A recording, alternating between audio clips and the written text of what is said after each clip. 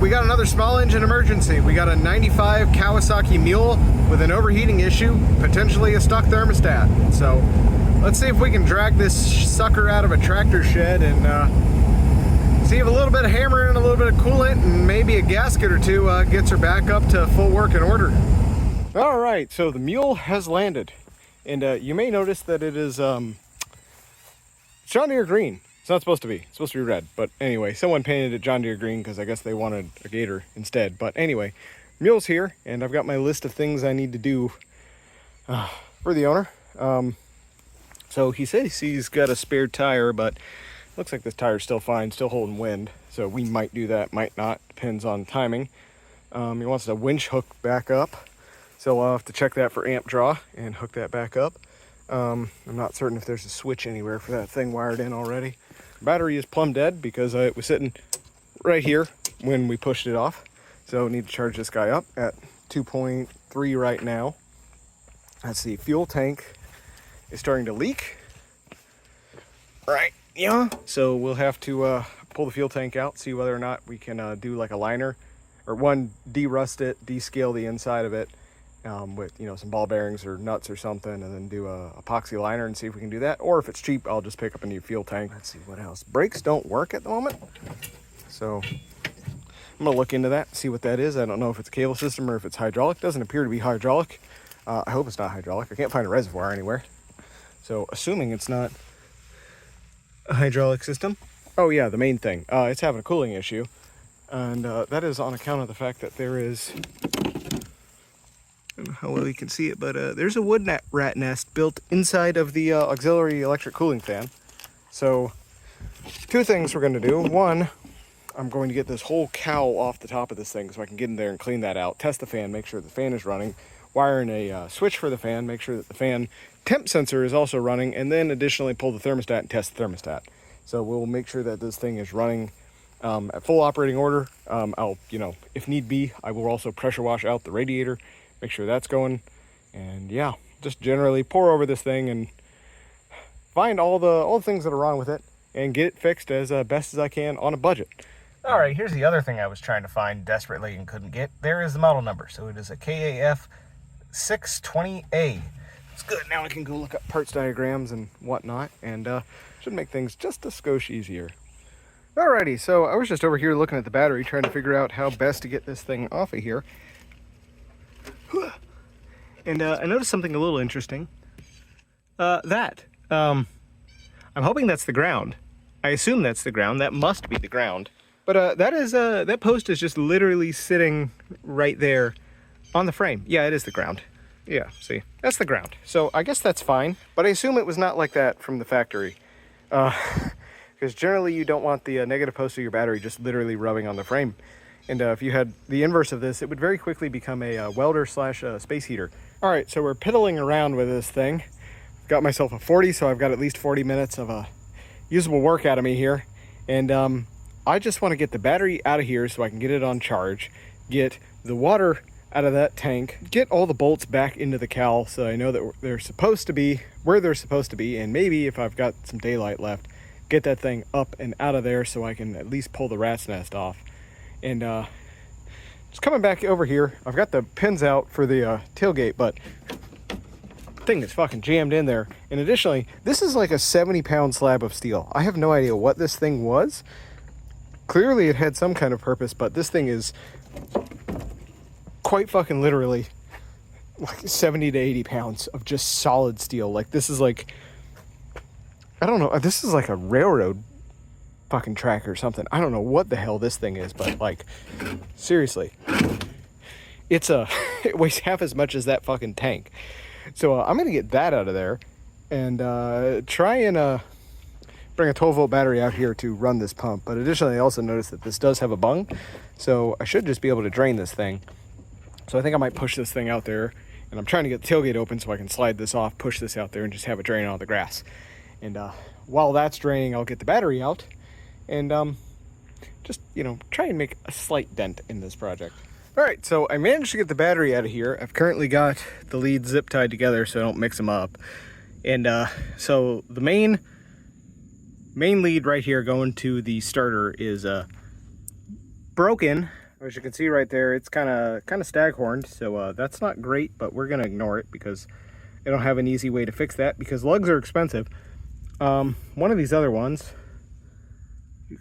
might be able to make out in there, is like 90% of the way broken and probably close to going, but I'm going to ignore that. I don't know what these barrel connectors over here do, but they're not connected. So the positive terminal over here was sitting up here on the emergency brake cable, and the negative terminal was sitting up here on the frame. So definitely the wrong battery, but we've got it on the stand and we're going to charge it. The e-brake cables appear to move.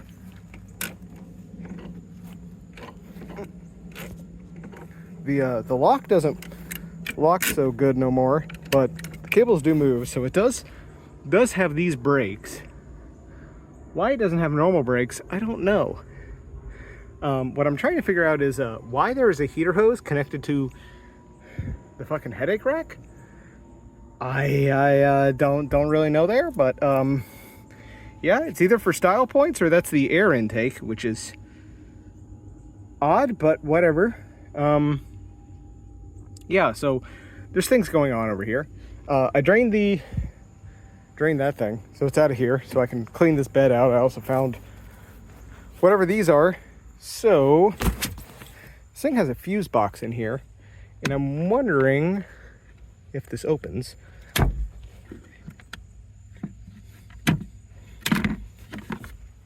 Oh, that's the air cleaner. So that's the air intake. So what the hell is that for? Where the hell is the fuse box? Fuse location. It's not in there. I'm hoping there's a fuse on the radiator fan and that's just blown. The hydraulic cylinder down there is leaking hydraulic fluid, but every hydraulic cylinder made before 2011 is leaking hydraulic fluid, so that's fine, I guess. This very much needs a battery that is like this much shorter. It's currently got an RV battery in it with like 800 cold cranking amps. It does not need anything close to that. It needs like 400, maybe 500. I think this is like a single cylinder engine. I don't even know why. It's not even diesel, it's gas, so I don't even know why this thing has a cooling system if it's like one cylinder. But whatever, we'll get in there and dig into it. It's Kawasaki. Kawasaki engines are pretty damn bulletproof, at least in my experience. So let's look at that battery real quick. Can't forget the fucking Bud Ice. So here's the battery. It is a West Marine boat battery, appears to be an RV.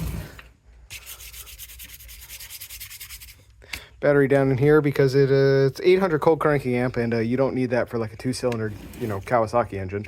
I'm hoping this thing, since it still has like 2.5 volts in it, it's still good enough that it should be able to take a charge. If not, we will daisy chain it with that boat battery over there. But we shall see what the old battery boiler says. Battery boiler says it no likey. Yeah. Doesn't appear to be charging at the correct rate. So we're going to daisy chain it with that battery and charge the two of them at the same time. All right, so we've got our daisy chained. So as you can see right now, it's dead. So basically what we're doing is we're using the battery charger to charge this battery while we have jumper cables charging that battery with that battery. So we're charging that battery with that battery while the battery charger is charging that battery, if that makes sense. And this isn't that old of a battery, and it's an AGM as well. So it should be fine. You can cycle these down pretty deep, but it's just past the point where this battery is willing to recognize that it's good to go. So I think I'll probably put it on automatic on 12 volt and just let it go for overnight. And I'll come out here and check it every couple of hours because sometimes these things get a little hot and then this battery charger cuts off and then it won't charge the thing again. And it'll just act like it's fully charged. But anyway, I digress. That's what it'll need to get this thing going here. And yeah, I'm gonna talk to the owner. I might just go buy him a direct replacement battery and just not charge him and just keep that for myself if it's a good battery, because it does not need to have that in here. Alrighty, so the battery charger says it is good to go. So time to pull everything off it and let it sit for the rest of today, check it tonight, and see whether or not we've got a full charge by the end of the day. All right, it's now the end of the day. Just got back from work at 8:30, and what are we showing? 9.78. So the battery's bad. Wunderbar. Got, is that 2 dead cells? I think that's 2 dead cells. So not bueno. We'll charge it one more time overnight and just see what it does, but probably needs a new battery, which is a good thing. Alrighty, so we picked up a lawnmower battery for the Mule, or the Gator, I'm gonna call it the ghoul because it's a green mule. This sucker should do a lot better on account of the fact that it's short enough that it's not shorting out on miscellaneous frame pieces. But I'm gonna have to work out something new for battery tie down. I'll probably get a ratchet strap or something and just run it all the way over the top of this. I've actually got a ratchet strap sitting on the bench right now that only has like 2 foot of line left on it, so that should work perfectly.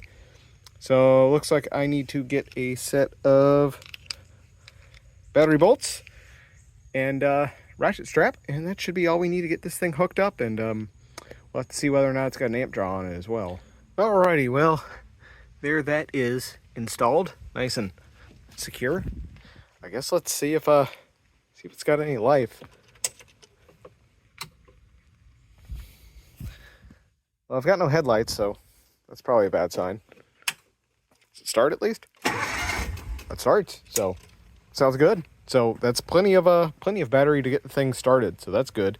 I don't know whether or not it's enough to run the hydraulic pump and the winch, but if I guess if this thing is running, then the stator should be enough to keep it up, so I'm not worried about it.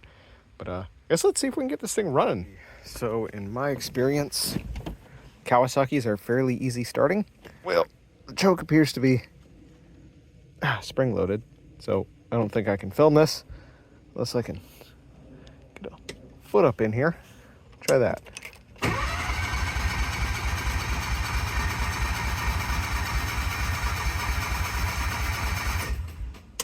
Oofda. She got gas in her? Ugh. Looks really fucking nasty in there. Yeah, definitely needs a new fuel tank. Wow, this Kawasaki put their B team on this. Let's see. Alright, so she's in neutral. Just put that on, just for good luck.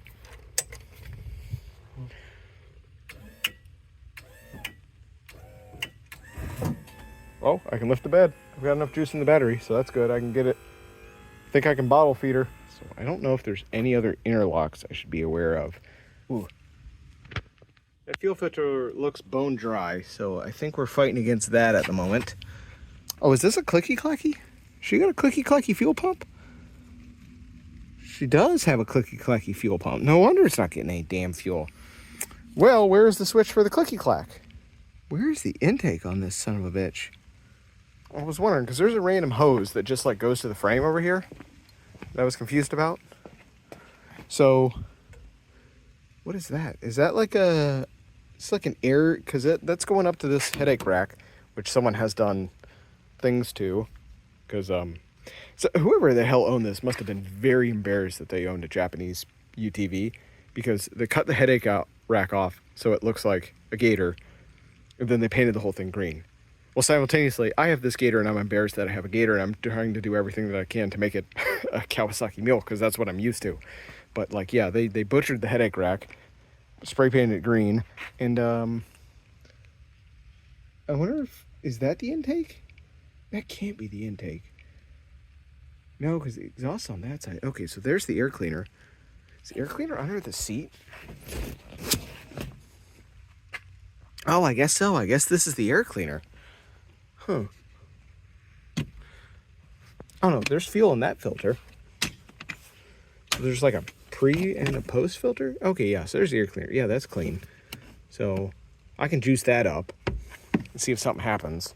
And if nothing happens, then I know there's some kind of interlock messing with the ignition. But this thing has been farmer wired, so I assume there is nothing in the way of the ignition. All right, but that still bothers me. So what is this tube doing? What is this? What is this damn thing? It's got some kind of label on it. I don't know what this is. Is this... It's not the radiator, because the radiator's up front. That's the whole reason I got this damn thing. It's like some air-cooled system for the what? What is that doing? It's a mystery. All right, let's see if that does something.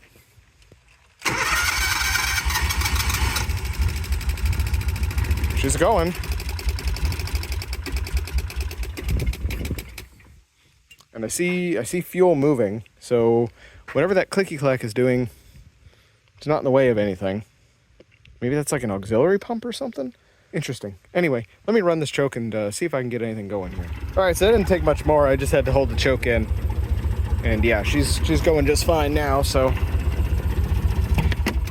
Oh, didn't like that. Yeah, she's right on the cusp. Must have bad gas in it or something.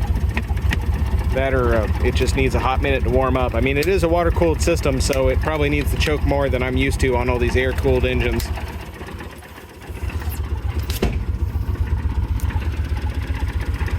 So let's see if touching this puts too much load on the engine. Nope. It's going down. Well, she idles all right. She's got a little bit of a funky mess there. Let's see if it goes somewhere. That felt like a gear. Hey-o!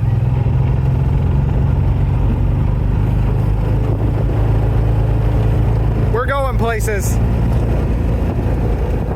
All right, let me not get too far ahead of myself, but seems to go just fine. Wow, this thing is so much more comfortable compared to that Gator. Holy heck. Like, it's got like a suspension and everything. It's almost like it has leaf springs in the back instead of just a fixed diff welded, no, not even welded, inside of the frame.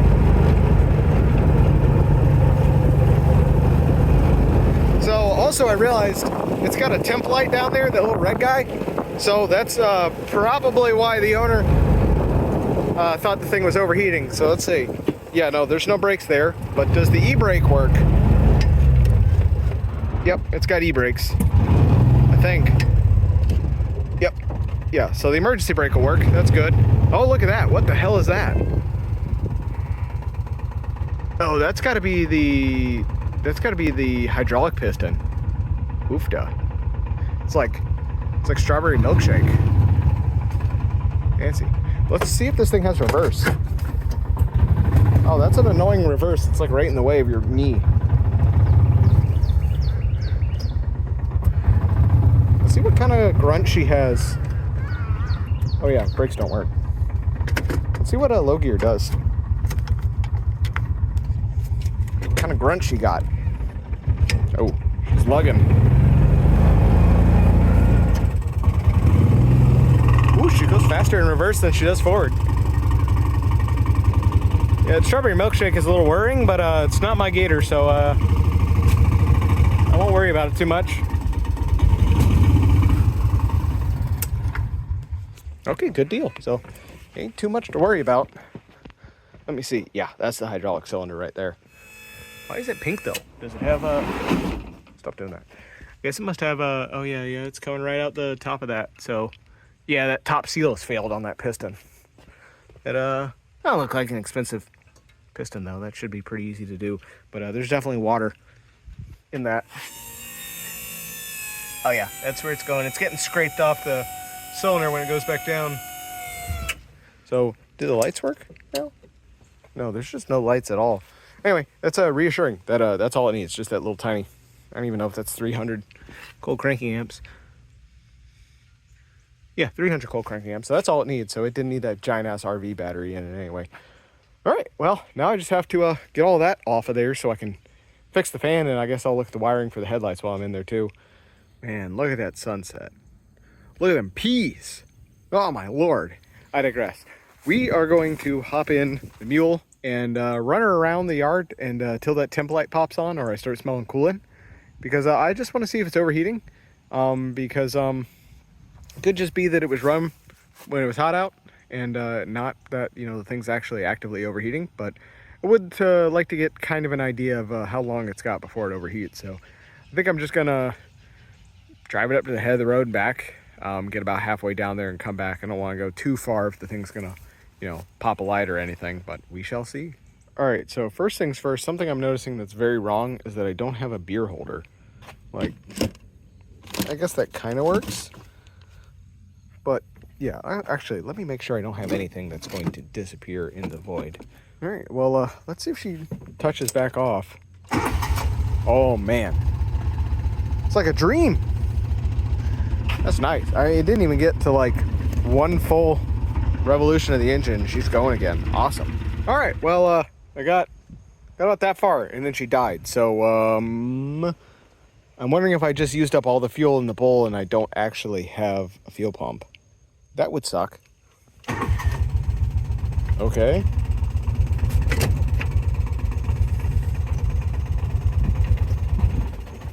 Yep. Interesting, or she's running hyper rich, one of the two. She's backfiring like a son of a bitch. Alright, so I limped her back, and she seems to sit here and idle just fine. But, like, if I put too much throttle on it,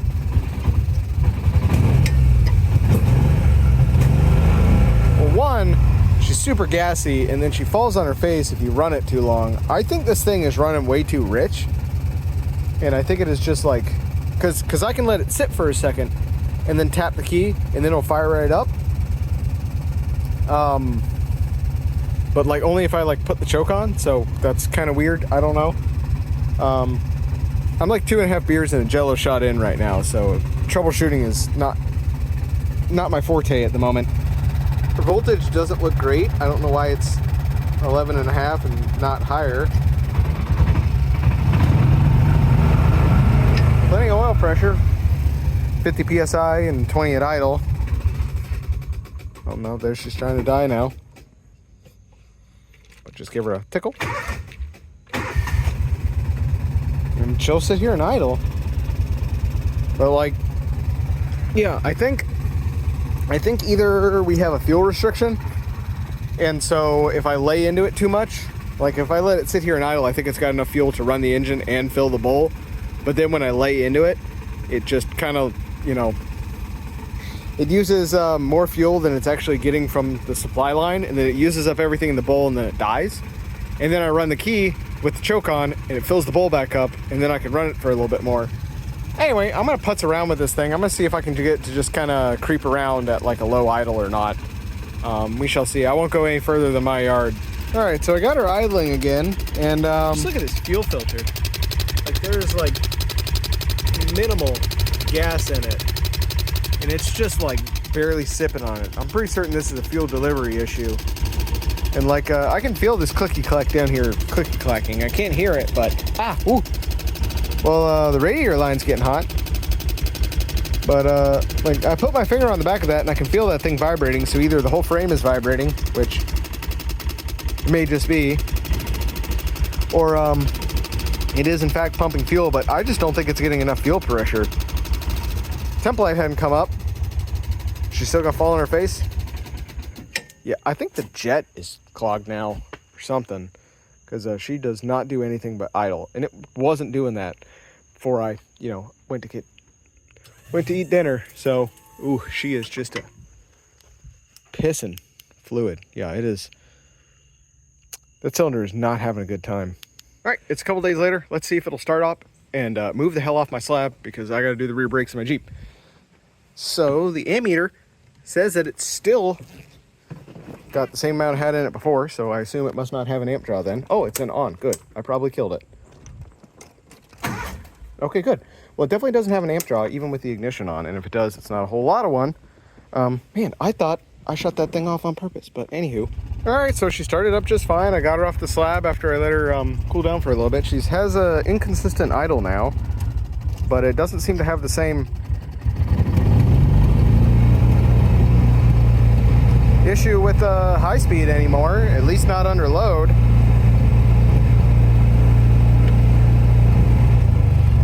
Definitely way too rich. I can smell it from over here, but I mean, it is cold. It's only been running for like not even, probably 60 seconds maybe, but she smells gassy and like half burnt fuel. See anything coming out of there though? Let me go see if I can find something white to put under that.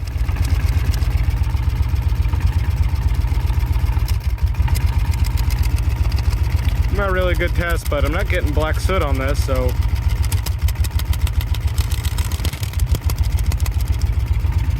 yeah, so it is running rich. It's not running that rich. It seems to just have like maybe an inconsistent issue and gas is getting in to the exhaust.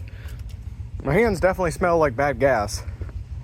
Could also just be bad gas, actually. That would probably make more sense. I didn't even realize this thing was four-wheel drive. Alrighty, so it's been several weeks. We just had a hurricane come through. I finally have power back, and I can take a shower and stop smelling more than I normally do. And I've just got the sucker out here idling, just letting the battery top itself off. and just seeing how long it'll go and whether or not it'll overheat just sitting here idling in the summer sun. Nothing yet, but yeah, it's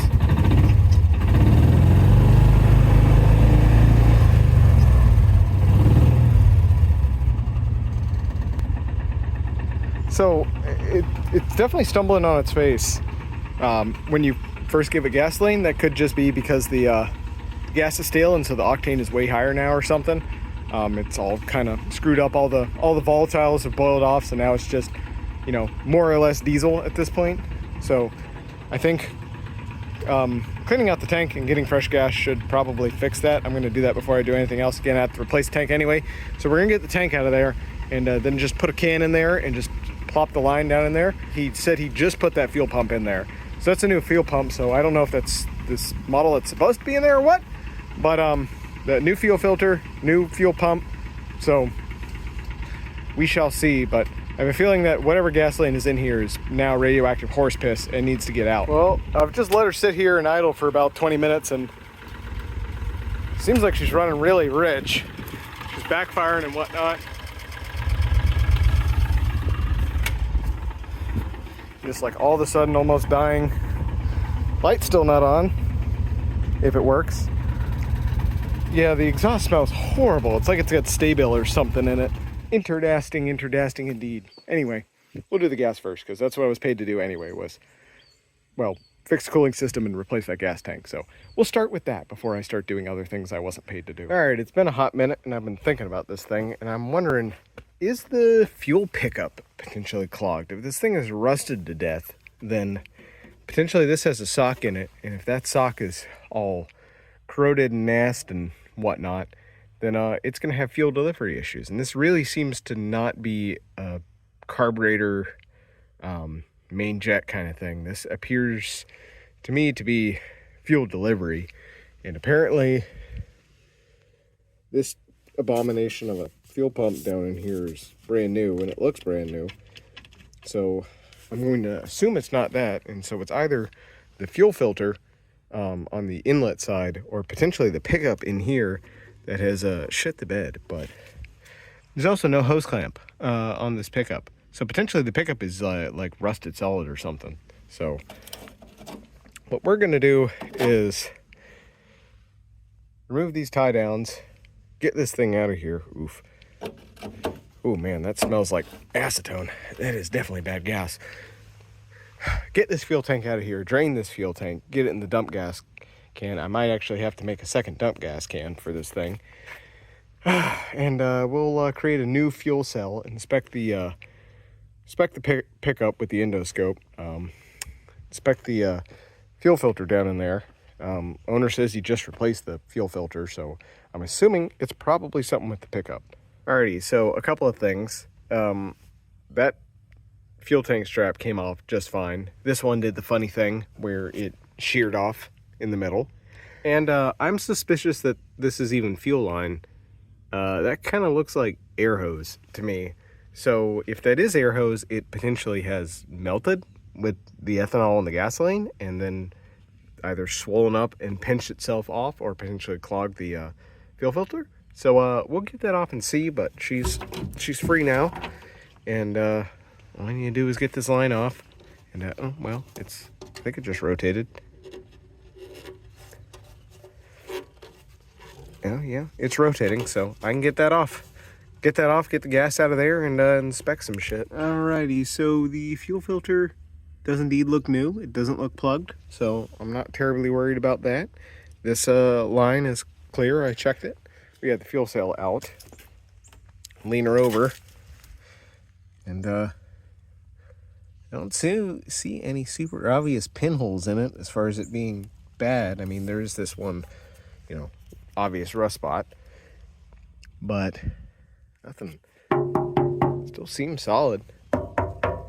So we might be able to patch this thing with some JB Weld. Call it a day. It's just the quantity of rust in it that is the current suspect. I mean, that does look pretty fucking horrible, but piss water. Anyway, I'm gonna dump that out, and see exactly what we're dealing with in there. All right, so I dumped all the gas out of there, and probably about 3 gallons of gas, and the tank is indeed shot because listen to this. That's an empty tank mostly. That's sounds like some rusty sludge in there. Oh yeah, you see it down in there? The mung. Ugh. Yeah, she toasted.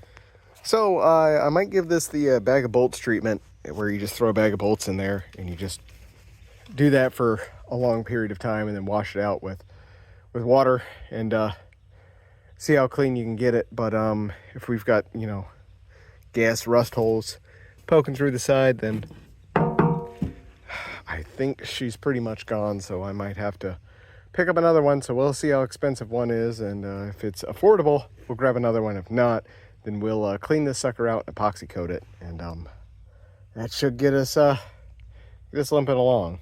Oh god, look at this shit. Ugh. That's the good stuff, the brown water. Gas tanks love that. I think this is probably the crux of our fuel supply issue.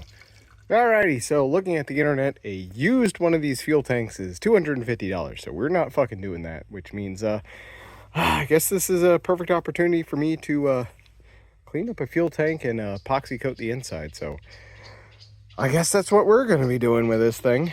Alright, so I was over at the bench trying to fix this fuel tank strap, and I just realized I didn't break this. This was already broken. This is a fucking stainless steel nut. So yeah, that's the kind of fix I can endorse. So pretty much just screwing into the bottom of a nut like that. And so, yeah, that was the jury rig fixed. Is you just put a nut on halfway, and then you just screw a bolt into the bottom of that, and then you just screw another nut down to that to lock nut it, and you're off to the races. That's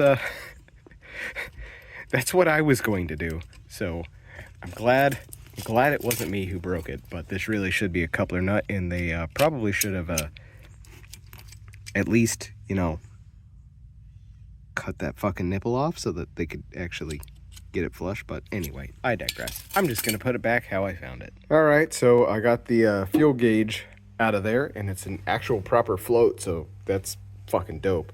And just realized the whole bottom of this fuel tank cap is corroding through, and if we look at our unadulterated access point, oh buddy, just